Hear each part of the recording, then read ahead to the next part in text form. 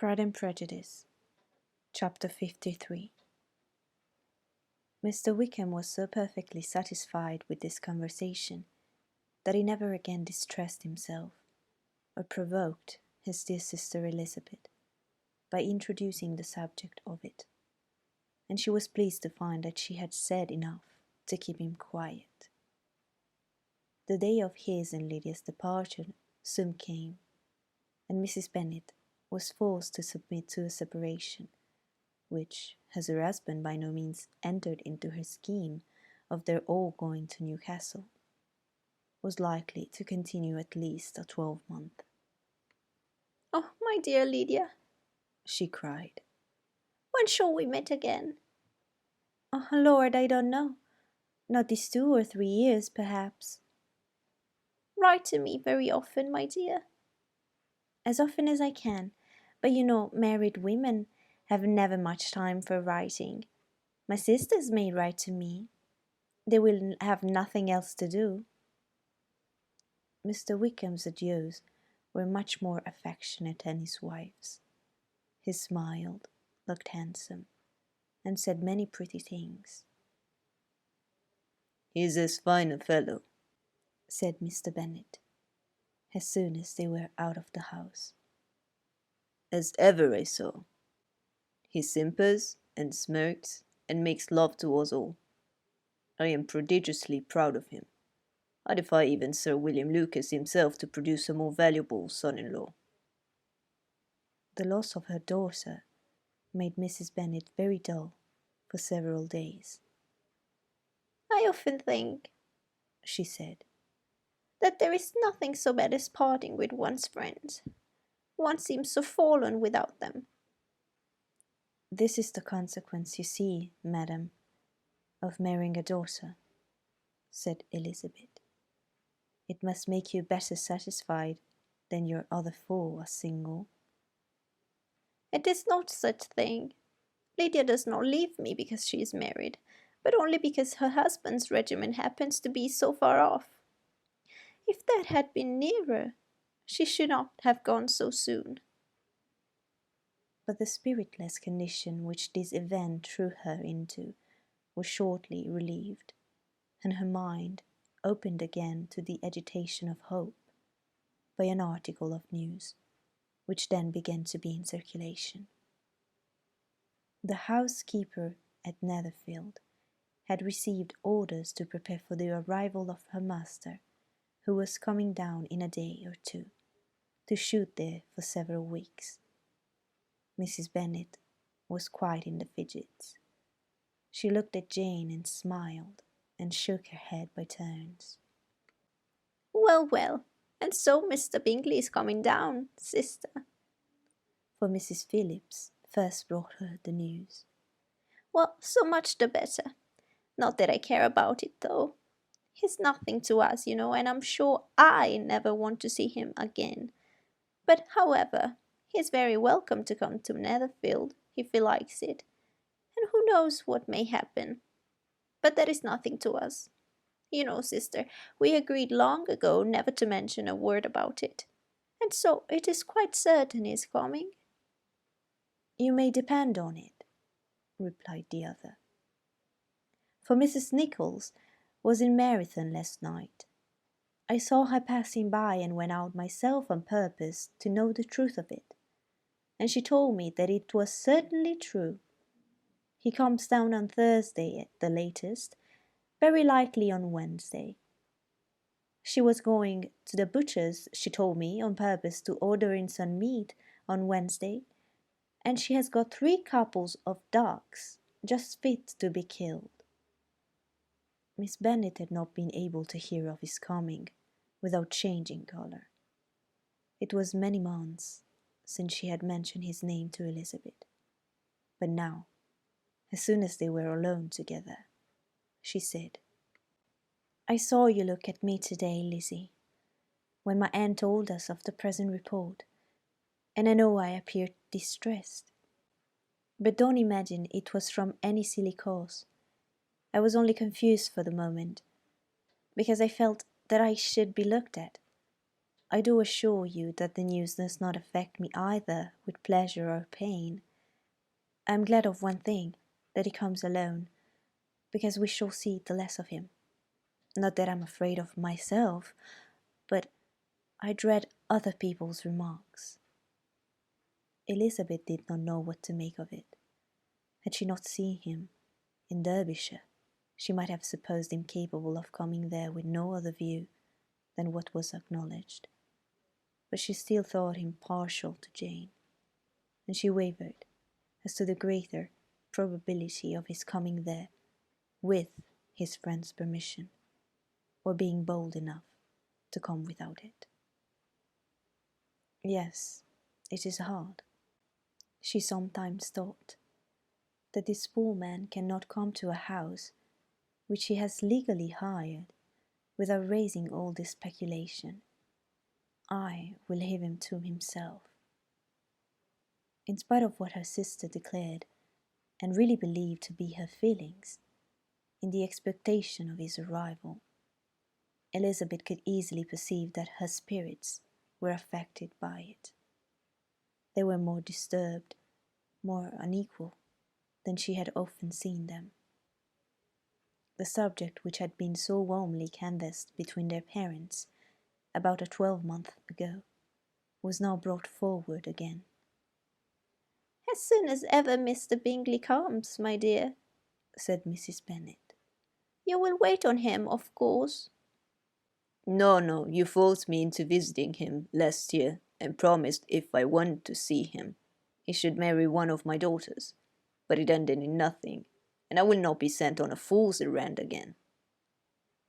His wife represented to him how absolutely necessary such an attention would be from all the neighbouring gentlemen on his returning to Netherfield. It is an etiquette I despise, said he. If he wants our society, let him seek it. He knows where we live. I will not spend my hours in running after my neighbours every time they go away and come back again. Well, all I know is that it will be abominably rude if you do not wait on him. But, however, that shan't prevent my asking him to dine here. I'm determined. We must have Mrs. Long and the Goldings soon. That will make 13 with ourselves.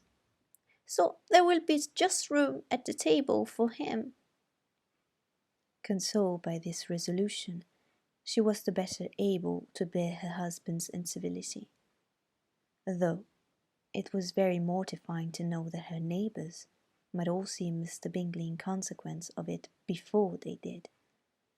As the day of his arrival drew near, "I began to be sorry that he comes at all," said Jane to her sister.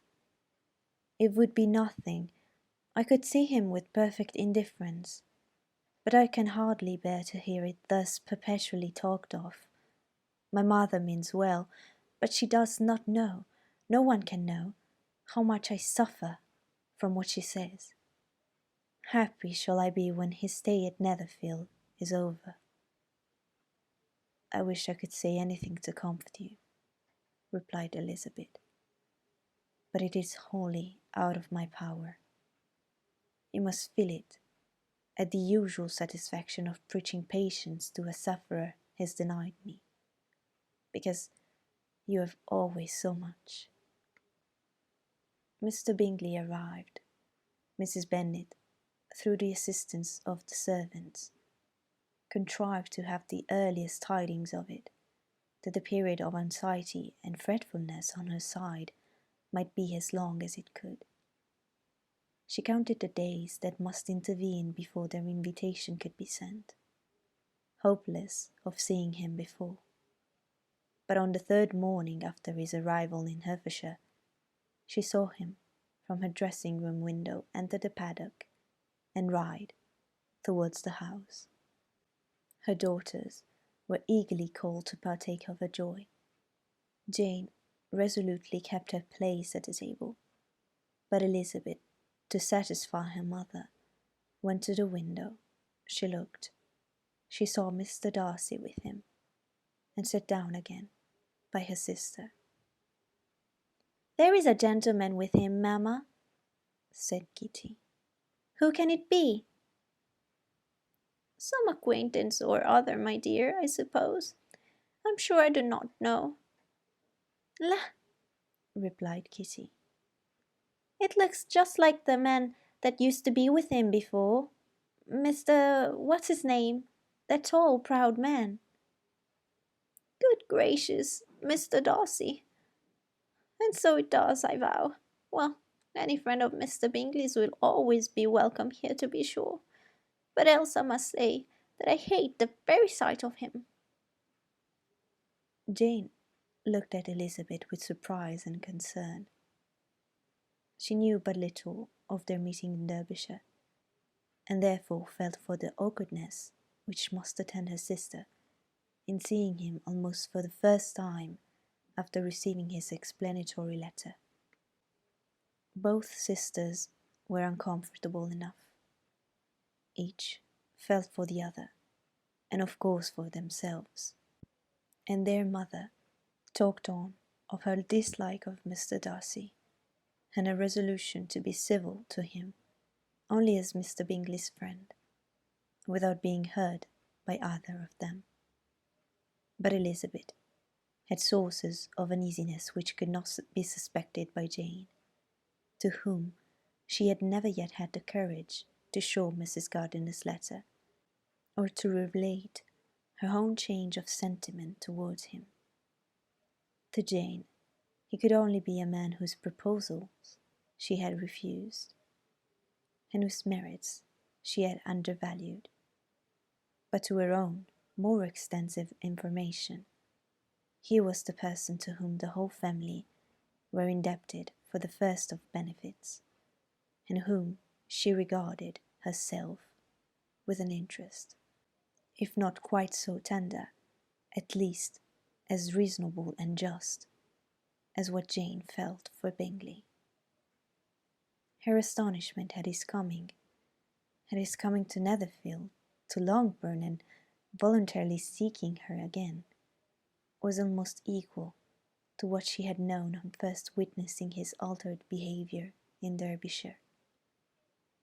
The colour which had been driven from her face returned for half a minute, with an additional glow, and a smile of delight added lustre to her eyes, and she thought for the space of time that his affection and wishes must still be unshaken, but she would not be secure.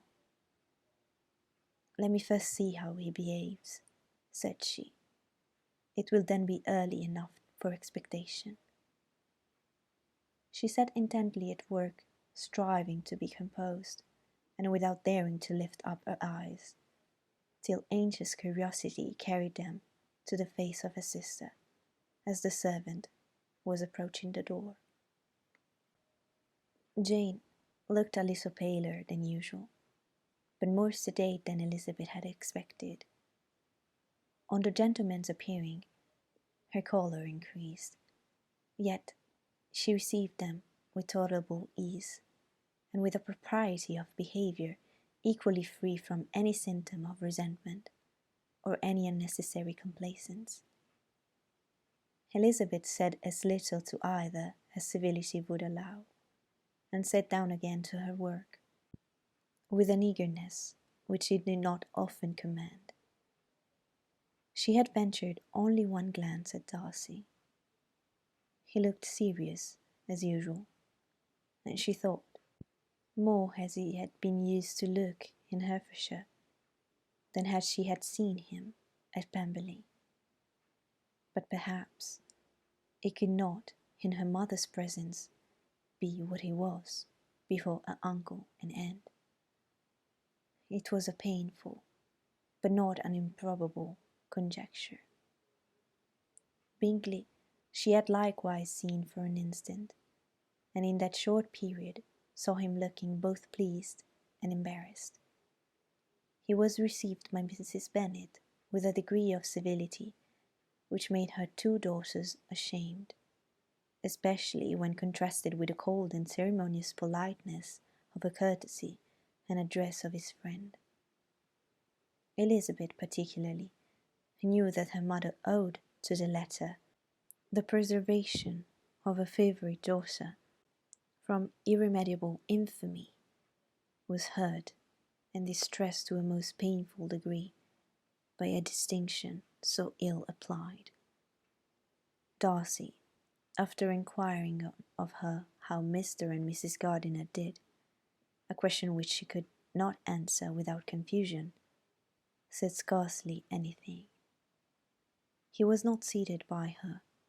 Perhaps that was the reason of his silence, but it had not been so in Derbyshire. There he had talked to her friends when he could not to herself. But now several minutes elapsed without bringing the sound of his voice, and when occasionally unable to resist the impulse of curiosity, she raised her eyes to his face, she as often found him looking at Jane as at herself, and frequently on no object but the ground. More thoughtfulness and less anxiety to please than when they last met were plainly expressed. She was disappointed and angry with herself for being so. Could I expect it to be otherwise? Said she. Yet, why did he come? She was in no humour for conversation with anyone but himself, and to him she had hardly courage to speak. She inquired after his sister, but could do no more. "It is a long time, Mr. Bingley, since you went away," said Mrs. Bennet. He readily agreed to it. "I began to be afraid you would never come back again. People did say you meant to quit the place entirely at Michaelmas, but, however, I hope it is not true. A great many changes have happened in the neighbourhood since you went away. Miss Lucas is married and settled, and one of my own daughters. I suppose you have heard of it, indeed. You must have seen it in the papers. It was in the Times and the Courier, I know, though it was not put in as it ought to be.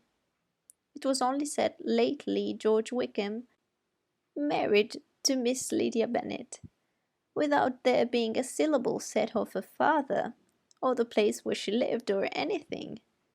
It was my brother Gardiner's drawing up to, and I wonder how he came to make such an awkward business of it. Did you see it?" Bingley replied that he did, and made his congratulations. Elizabeth dared not lift up her eyes. How Mr. Darcy looked, therefore, she could not tell. "It is a delightful thing, to be sure, to have a daughter well married," continued her mother. "but at the same time, Mr. Bingley, it is very hard to have her taken away from me. They are gone down to Newcastle, a place quite northward, it seems, and there they are to stay I do not know how long. His regiment is there, for I suppose you have heard of his leaving the shire, and of his being gone into the regulars. Thank heaven! He has some friends, though, perhaps, not so many as he deserves." Elizabeth, who knew this to be levelled at Mr. Darcy, was in such misery of shame that she could hardly keep her seat. It drew from her, however, the exertion of speaking, which nothing else had so effectually done before, and she asked Bingley whether he meant to make any stay in the country at present. A few weeks, he believed. "When you have killed all your own birds, Mr. Bingley," said her mother, "I beg you will come here and shoot as many as you please on Mr. Bennet's manor. I'm sure he will be vastly happy to oblige you, and will save all the best of the coveys for you." Elizabeth's misery increased at such unnecessary, such officious attention. Were the same fair prospect to arise at present as had flattered them a year ago, everything, she was persuaded, would be hastening to the same vexatious conclusion. At that instant she felt that years of happiness could not make Jane or herself amends for moments of such painful confusion. "The first wish of my heart," said she to herself, "is nevermore to be in company with either of them. Their society can afford no pleasure that will atone for such wretchedness as this. Let me never see either one or the other again." Yet the misery, for which years of happiness were to offer no compensation, received soon afterwards material relief from observing how much the beauty of her sister rekindled the admiration of her former lover. When first he came in, he had spoken to her but little, but every 5 minutes seemed to be giving her more of his attention. He found her as handsome as she had been last year, as good-natured and as unaffected, though not quite so chatty. Jane was anxious that no difference should be perceived in her at all, and was really persuaded that she talked as much as ever, but her mind was so busily engaged that she did not always know when she was silent. When the gentlemen rose to go away, Mrs. Bennet was mindful of her intended civility, and they were invited and engaged to dine at Longbourn in a few days' time. "You are quite a visit in my debt, Mr. Bingley," she added, "for when you went to town last winter you promised to take a family dinner with us as soon as you returned. I've not forgot, you see, and I assure you I was very much disappointed that you did not come back and keep your engagements." Bingley looked a little silly at this reflection, and said something of his concern at having been prevented by business. They then went away. Mrs. Bennet had been strongly inclined to ask them to stay and dine there that day, but though she always kept a very good table, she did not think anything less than 2 courses could be good enough for a man on whom she had such anxious designs, or to satisfy the appetite and pride of one who had 10,000 a year.